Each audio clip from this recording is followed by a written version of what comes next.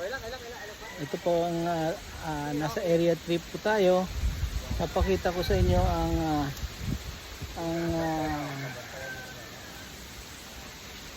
namumulaklak na rin po itong area 3 natin.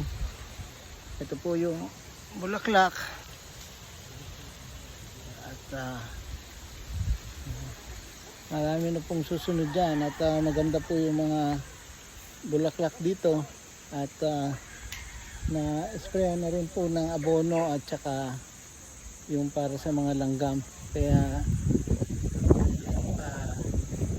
taba ang dragon fruit natin dito sa area 3.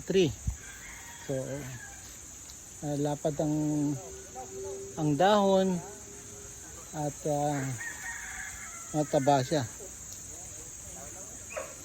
So, hopefully in 2 to 3 months makaka-harvest na rin po tayo dito sa area 3.